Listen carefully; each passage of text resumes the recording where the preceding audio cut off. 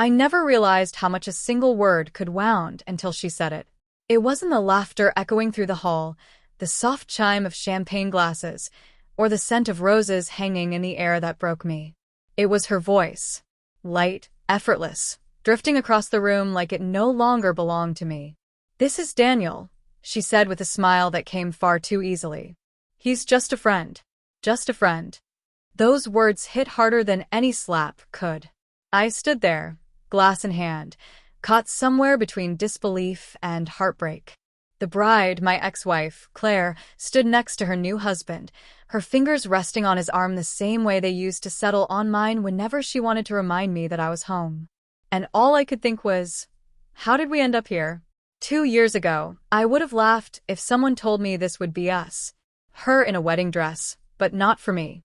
Me in the crowd, pretending to be fine. Claire and I met in the most ordinary way, two coworkers sharing a cab after a client meeting. She was rushing to yoga. I was in no hurry at all. Somehow that short ride turned into a conversation that felt endless. She laughed at my sarcasm, and I couldn't stop watching the way her eyes sparkled when she talked about her dreams. I fell hard. Ours wasn't a movie kind of love. It was quiet, lived in. Coffee on rainy mornings, midnight grocery runs, arguments over bills that ended in laughter. For 7 years, she was my best friend, my calm, my home. Until one day, she wasn't. It started small, late nights at work, her phone always face down during dinner, laughter that no longer included me. "New project stress," she'd say, rubbing her temples with that tired little smile. "You know how clients are." And I wanted to believe her. God, I needed to believe her, because loving Claire felt like breathing. I didn't know how to stop. Then one night, she left her laptop open on the counter. I wasn't snooping, at least I told myself I wasn't. But a notification appeared. His name. A string of messages unfolded before I could look away. "Last night was perfect. He's still suspicious. Don't worry. I'll tell him soon." My world tilted. I read them again and again, hoping I'd misunderstood, but the truth was painfully clear. It wasn't work keeping her late, it was him. When she came home, I didn't yell. I didn't cry. I just looked at her and said quietly, "You could have told me." She froze. Mascara smudged, lips parted like she'd forgotten how to breathe. "Daniel, please, it's not what you think." But it was. Exactly what I thought. The days that followed blurred together. Half-truths, apologies whispered through tears.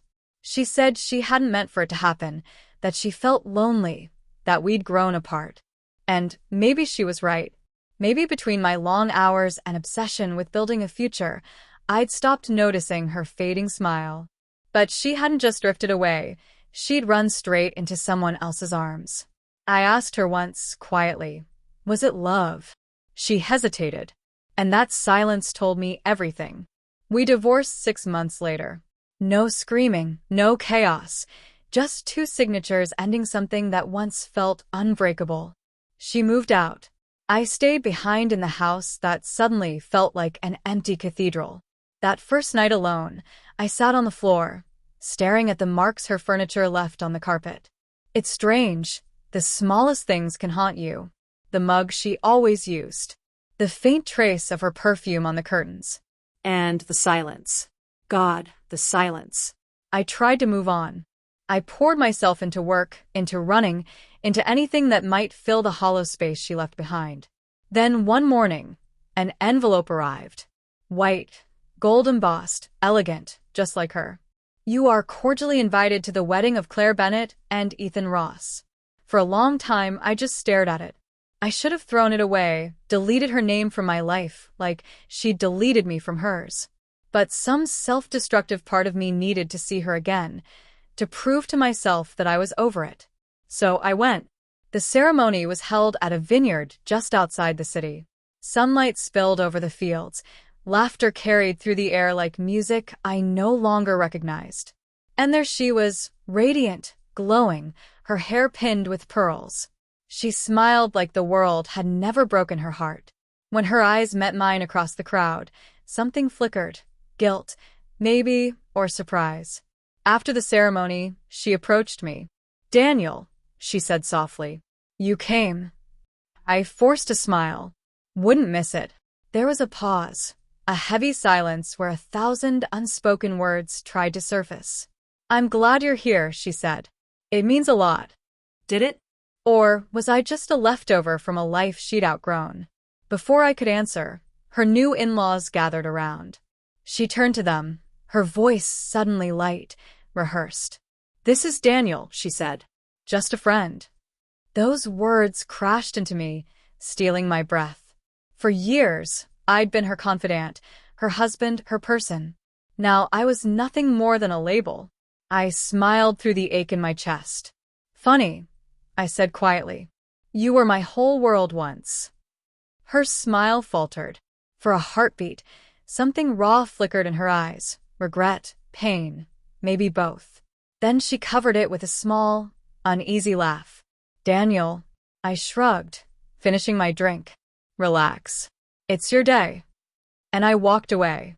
The rest of the evening, I sat outside under string lights, watching couples dance and laugh. The night was warm, but I felt cold.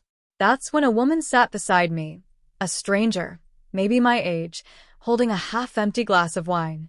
"Rough night?" she asked. I smiled faintly. "You could say that." She tilted her head. "You were with her once, weren't you?" I looked up, surprised. "That obvious?" She nodded gently. "Only to someone who's been there." Her smile was soft, knowing. "My ex got married last year. I showed up too, thought I'd feel closure. But all I felt was forgotten." Her honesty disarmed me. We talked for a while about love, loss, and how people move on while you're still learning how to breathe without them. When she stood to leave, she said, "You'll be okay. Maybe not today, but one day." And somehow I believed her. Driving home that night, the streetlights flickered across the windshield like memories, bright for a moment, then gone. I thought about Claire, about everything we'd been, and how sometimes love doesn't die, it just changes form. Maybe she'd found what she needed. Maybe I would, too. But what stayed with me wasn't her white dress or her laughter. It was the quiet realization that I'd survived. Love had ended. The world hadn't. And buried somewhere in all that pain was something close to peace. A few weeks later, a message from her appeared on my phone. "I'm sorry for what I said that day. You weren't just a friend. You were everything. I just didn't know how to face it." I stared at the screen for a long time before typing back. "I know, but some things don't need fixing. They just need letting go."